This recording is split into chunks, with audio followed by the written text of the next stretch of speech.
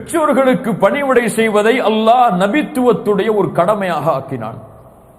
இதுவெல்லாம் நபித்துவத்துடைய நபிமார்களுடைய கடமைகள். சுப்ஹானல்லாஹ்.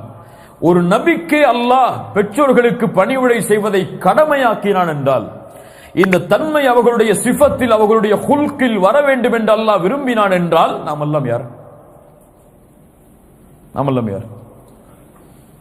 ஆனால் நம்முடைய வாழ்க்கை மாறிவிடுகிறது திருமணத்திற்கு பிறகு. மிகப்பெரிய எச்சரிக்கையாக சொல்கிறேன், என்னையும் சேர்த்து சொல்கிறேன். மனைவி என்று ஒருவள் வந்துவிட்டால், குழந்தை என்று ஒன்று பிறந்து விட்டால், குடும்பம் என்று எமக்கென்று தனியாக உருவாகிவிட்டால் தாய் தந்தையை எல்லோரும் மறந்து விடுகிறார்கள். இல்ல மஷா அல்லாஹ், அல்லாஹ் பாதுகாத்தவர்களை தவிர. மனைவிக்கு கொடுக்கக்கூடிய முக்கியத்துவத்தில் 1% கூட தாய்க்கு கொடுப்பதில்லை. மனைவி சண்டையிட்டால் அடுத்த நாள் சமாதானமாகி மனைவியோடு பேச வேண்டும் என்று விரும்புகிறார்கள். தந்தை தாய் ஏதோ கோபப்பட்டு சண்டையிட்டு விட்டால் வருட கணக்கில் அதை போட்டு விடுகிறார்கள், எந்த பலனும் இல்லாத காரணத்தால். இல்ல மஷா அல்லாஹ், அல்லாஹ் பாதுகாத்தவர்களை தவிர.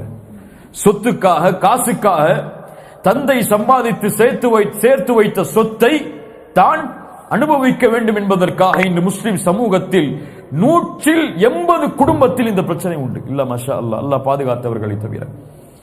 தந்தை தாய் உயிரோடு இருக்கும் பொழுதே சொத்தை பிரித்து கேட்கக்கூடிய ஒரு முஸ்லிம் குழந்தை இந்த பூமியில் வாழ்ந்தால் இது முஸ்லிம் சமூகமா? எப்போது வாரிசுரிமை சட்டம் வரும்? பெற்றோர்களின் மரணத்திற்கு பிறகுதான் பெற்றோர்களின் சொத்தை பங்கு வைக்க வேண்டும். காசின் மீதுள்ள வெறி, பணத்தின் மீதுள்ள ஆசை பெற்றோர்கள் உயிரோடு வாழும் பொழுது அவர்களை மரணிக்க செய்ய விடுகிறது இந்த காசால். எத்துணை பெற்றோர்களுடைய வேதனை பிள்ளைகளின் மீது. நான் வளர்த்த பிள்ளை என் சட்டையை பிடிக்கிறான் இந்த காசுக்காக, பணத்திற்காக, பண வெறிக்காக. யார் காட்டிய வழிமுறை இது?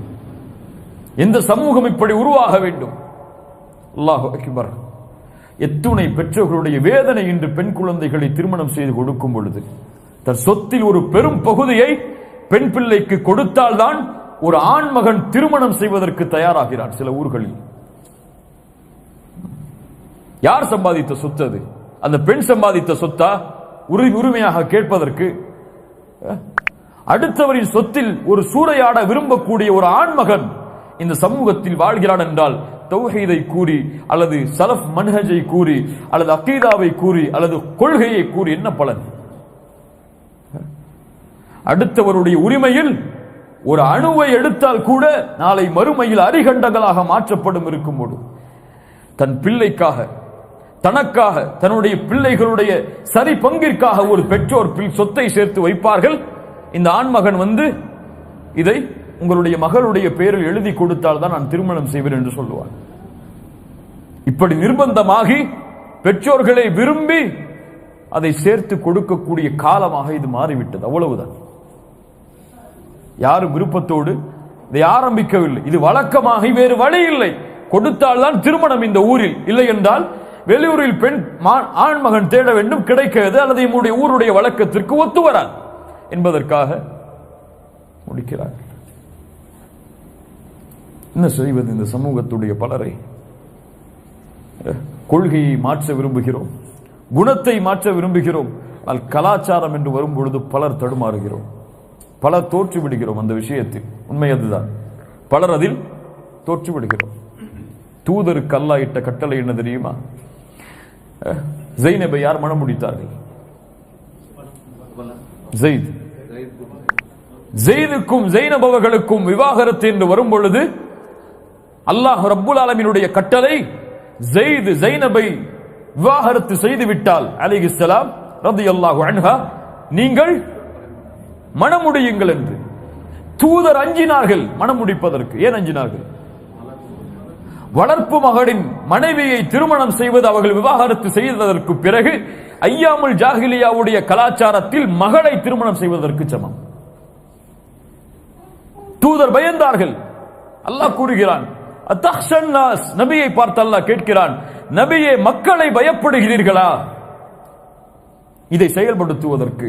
வல்லாஹு அஹக்கு அன் தக்ஷா, நீங்கள் பயப்படுவதற்கு தகுதியானவன் அல்லாஹ் ஒருவன் தான். தூதர் இந்த வசனம் இறங்கியதற்கு பிறகு சொன்னார்கள், நான் ஜைனபை மணம் முடிக்கிறேன். ஊர் எதிர்த்தால் என்ன, உலகம் எதிர்த்தால் என்ன, இந்த ஊருடைய அரபுகளுடைய கலாச்சாரத்தில் இது இல்லை என்றால் என்ன, என் ரப்புடைய கலாச்சாரம் இதற்கு அனுமதி அளிக்கிறது, இதை நான் செய்வேன். தூதருக்கு இந்த சட்டம் என்றால் நாம் எல்லாம் யார்? இப்போது வெளியே வரப்போகிறோம். அல்லாஹ் அக்பர். குர்ஆன் சுன்னாவை பேசினாலும், அகீதாவை பேசினாலும், மன்ஹஜை பேசினாலும் நம்முடைய கலாச்சாரத்தில் இன்னும் பல மூட பழக்கங்கள் மூழ்கி கிடக்கிறது. அல்லாஹ் ரப்புல் ஆலமீன் மரியம் அலைஹிஸ்ஸலாம் அவர்களுக்கு பிறந்த ஈசாவின் மூலமாக அல்லாஹ் உணர்த்துகிறான், வபர்ரம் பிவாலிததி, என் பெற்றோர்களுக்கு நான் பணிவுடை செய்யும்படி ஏவப்பட்டிருக்கிறேன். தூதர் கவலை அடைந்த ஒரு விஷயம் தன்னுடைய வாழ்வில், தூதர் அது போன்ற அழுகையை தங்களுடைய வாழ்வில் அழாத ஒரு அம்சம் எது தெரியுமா? மதீனாவில் இருந்து மக்காவிற்கு திரும்பி வரும் பொழுது ஆபஹா என்ற இடத்தை அடைந்தார்கள் தூதர். இன்றும் இருக்கிறது அந்த இடம், அபஹா. அந்த இடத்தை அடைந்தவுடன் ஒரு கபருக்கு அருகில் இருந்து கொண்டு அழுது கொண்டே இருக்கிறார்கள். தேம்பி தேம்பி அழுகிறார்கள். 6 வயதில் வந்த அழுகை மீண்டும் வருகிறது. தாயுடைய கபருக்கு முன்னால் உமர் அவர்கள் கேட்கிறார்கள், அல்லாஹ்வுடைய தூதரே, யாருடைய கபர் இது? ஏன் இங்கே அழுகிறீர்கள்? அல்லாஹ்வுடைய தூதர் சொன்னார்கள், இது என்னுடைய தாயுடைய கபர். அல்லாஹ்விடத்தில் அனுமதி கேட்டேன் என் தாயுடைய கபரை ஜியாரத் செய்வதற்கு. அல்லாஹ் எனக்கு அனுமதி அளித்தான். என் தாய்க்காக பாவ மன்னிப்பை கேட்பதற்காக அல்லாஹ்விடத்தில் அனுமதி கேட்டேன். அல்லாஹ் தடுத்து விட்டான். யாருக்கு? சுப்ஹானல்லாஹ், சுப்ஹானல்லாஹ். தூதர் தன்னுடைய தாய்க்கு பாவ மன்னிப்பிற்காக பிரார்த்தனை செய்ய முடியாது. ஆனால் நமக்கு உயிரோடு வாழும் பொழுதும் அந்த நினைவு கிடையாது. அவர்கள் இறந்ததற்கு பிறகும் அந்த நினைவு கிடையாது. இறந்தவுடன் எந்த அக்கௌண்ட்லையும் வாப்பாக சொத்து இருக்கு, எவ்வளோ சொத்து இருக்கு, அது யாருக்கு எது பங்கு, எதை நான் எடுத்துட்டு எதை மற்றவங்களுக்கு கொடுக்கலாம். அல்லாஹ் பாதுகாப்பானாக. அல்லாஹ் நம்முடைய சமூகத்தை சீர்படுத்துவானாக.